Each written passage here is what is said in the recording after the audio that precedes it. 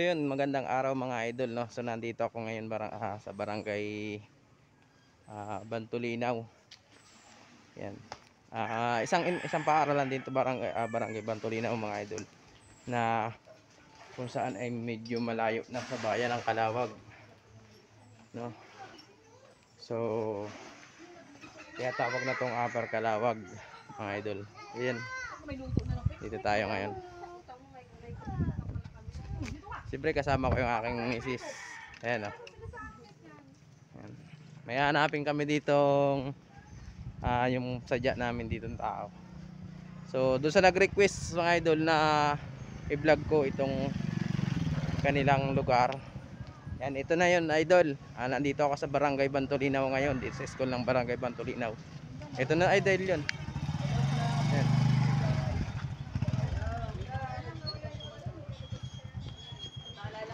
So yun, no. Yan, mga estudyante dito mga idol, mga bagong estudyante dito.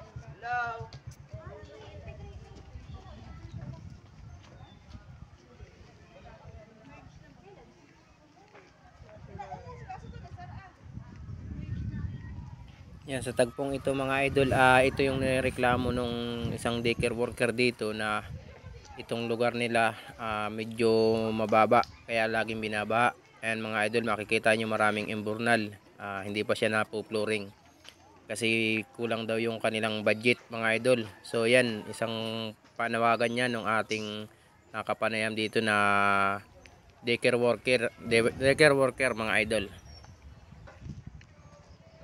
So, hindi kasi tayo makapasok doon sa loob kasi bawal doon, gawa ng may pasok pa sila ngayon, may klase pa sila mga idol. So nandito lang tayo sa labas. Ayan. So ito yung lugar nung pinapasukan ng pamangkin namin na nandito sa loob, no. So ayan, mag-aantay lang tayo dito. Ayan. Ito ay prep. Daycare ba ito? Nasaan ang prep? Kabila. Loob. So alin yung may guard kanina sabi? Elementary at high school. Kabilaan.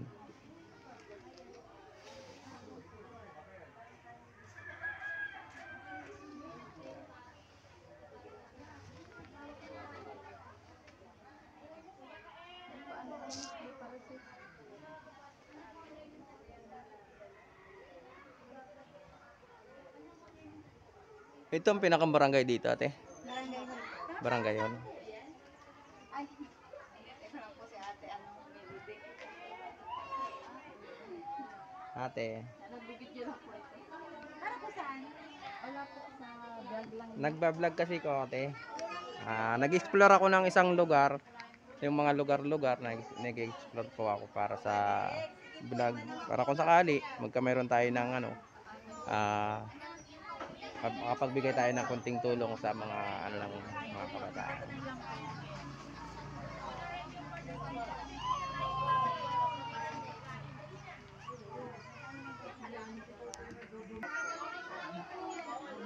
Ano po yung... Kayo po ay ano dito, ma'am? Opo. Kayo po ay teacher? Worker po. Worker, daycare worker po. Yan. Yan si ate. Daycare worker po dito sa barangay Bantulinaw. Pampaedit, ikagandahin nyo naman ako. Si ate. Yan si ate yung daycare worker dito sa barangay Bantulinaw, no. So yun idol, doon sa nag-request sa akin, doon sa comment nung nakaraan na mag-vlog ako dito sa barangay Bantulinaw. So ito na idol yung request mo. Medyo natagalan lang, pasensya ka na kasi ngayon lang ako nakabalik dito sa barangay Bantulinaw, no. Anong pangalan mo kuya sa vlogger? Ayan, nagtatanong si ate, no? So yun. So nung nakaraan kasi idol, nung galing kami ng barangay Kapaluhan noon, so napadaan lang ako dito noon, na tanglawang ko lang yung kanilang school. Medyo maliit pa nga yung kanilang posibilidad dito mga idol, no. So yun. Yung aming daycare center na anuhan namin pansamantala kasi wala pa kaming sariling lote. Kaya pansamantala po yan muna ang aming daycare center. Tapos sabi ko nga po, ay doon sa aming kagawad, ay punta na po doon at baka naman may pwedeng halimbawa po kasi may gusto talaga kami rito sa mga bata Opo. na wala, hindi namin kaya na kumbaga kung kukuhain naman sa ambagan ng mga bata ay di napaka Ano sa namin? opo, ay wala po silang sariling laruan. Ano po, sana kung kami ay matutulungan para sa kapakanan po ng madami kong bata, ay gusto ko sana pong magkaroon yung mga indigenous lang po baga naman halimbawa padulasan, halimbawa ay duyan ng mga bata para naman yung mga bata po hindi magkaroon sila ng ng time para makapaglaro. Kasi sa liit po ng daycare ko, kasama po talaga yung socialization, kasama yung play, hindi ko magagawa. Ang bata ko po ay almost 30 children. Marami-rami ano po. Opo. Hindi po makapasok yung iba. Kasi nga, minsan ay kami over na, siksikan kami.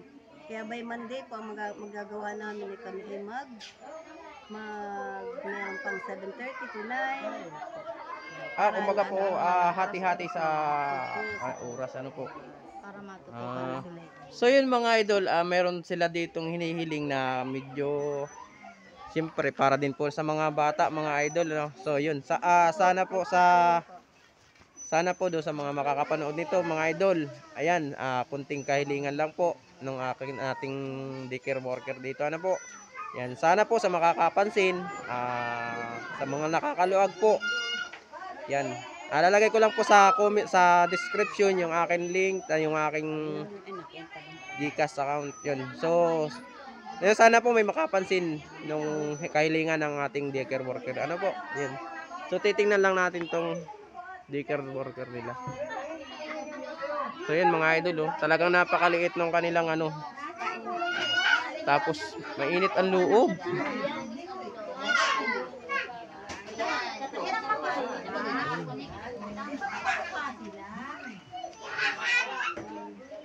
So yun, maliit ang loob idol. So kailangan talaga nila medyo malaki-laking paaralan, malaki-laking eskwelahan para do sa mga bata, ano. Yan. Sana po mga idol, kunting tulong lang po hinihingi ng mga daycare worker dito sa Barangay Bantulinaw. Yun, sana po ay mapansin. So ito po nanay, mga mga nyug na ito. Nyug na to ay sa school, tanim po yan ng mga bata noon. Opo. Ngayon, ay di yan po ay palibasat ako ang general PTA. Ay di ako ang nagkukupra. Tapos pasok po yun sa school. Yun ang pinanggagastos namin. Kasi wala naman po dito ang bata. Ang mga estudyante. Ay, maganda. Wala po dito. Lahat sila ay, tapos ay di, tsaka ang pumapasok po sa school, ay yung sa kantin. May nagkakantin po kasi sa loob, sila yung nagbibigay na para sa school. Para sa school po. Oo, yun lang po.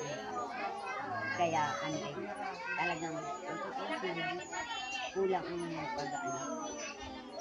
Kulang yung mga ano po. Kaya hindi, Kaya kumbaga. hindi pa nga po tapos bakuran, ang mga palibot ay di, kung ano, pag minsan, di nagpapaatag. Tulong din po ng mga magulang, di mag-aatag.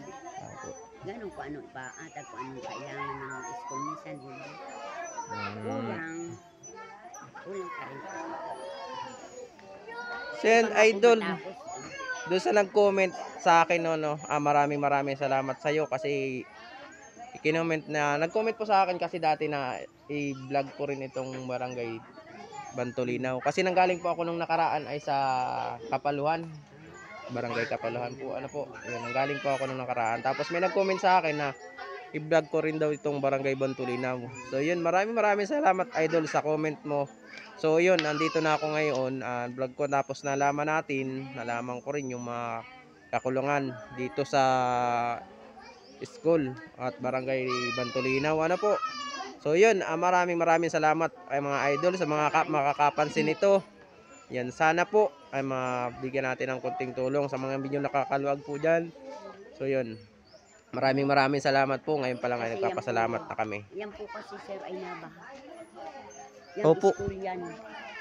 Abis dyan, kaya kailangan pa namin ang yan, i-re-recrap po para daanan ng tubig. Kasi yan po, pag bumaha, pasok yan doon, napupuno yung school na yon. Yung kabila po. Oo, yun. Kaya Baba. kailangan, mayroon naman na pong culvert na, may culvert naman na po dyan na ibinigay si doktora kung kanino pang mga, di gagawan po ng culvert, tapos ito lalagyan din. Kasi pag bumaha po yan, pasok. Saan po nang gagaling ang tubig na? Diyan po, malalim po. Papunta dito ang Oo, pababa. dito po lahat ang baba. Kaya kailangan ay doon sa kabila po meron din na sapa. Yun po ay kailangan dilalagyan namin ng culvert para hindi ang tubig. Doon sa kabila. Pag nakapasok po kayo doon, meron din doon sapa na ganito rin.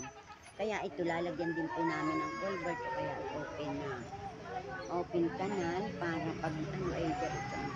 Kasi iisa lang po kasi ang culvert Opo. nito ang pagkakagawa. Ay hindi naman po kasya na, hindi kaya ng culvert. Maliit. Ano po? Maliit. Oo, maliit. Kaya kailangan, yung mga naman na po dyan, di kaya lang, di utay-utayin namin ipaano ni Sir Joel. Kasi si Sir Joel ang dito ng principal. Siya rin po ng mga kung saan mahingi, gano'n. Ay di, yun po ang namin. Pag kasi po dyan ay bumaha, misaya ganun. Ay, malalim. Ano po? Oo, malalim dyan, malakas po talagang yan po kasi ay dati ay may pader na na nung baha na. Ito pong pader na ito. Mayroon po yan dati diyang kasi United. natumba po. Pati yung pintuang yan, dati yan ay mayroong dati ng pintuan. Opo. Nawasak po. Tsaka dito sa likod na ito, nung makulong ang tubig, tumumba yung pinaka-panel.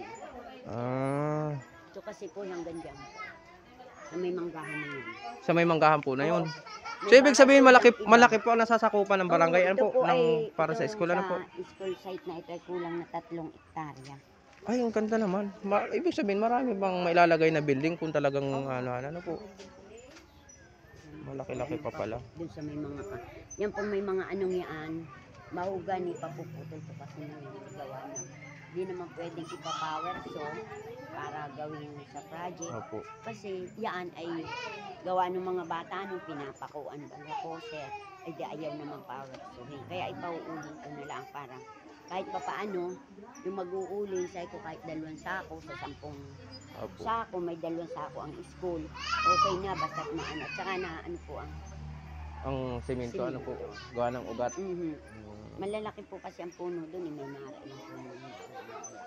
Mas Tapos malaki. puro mahugan.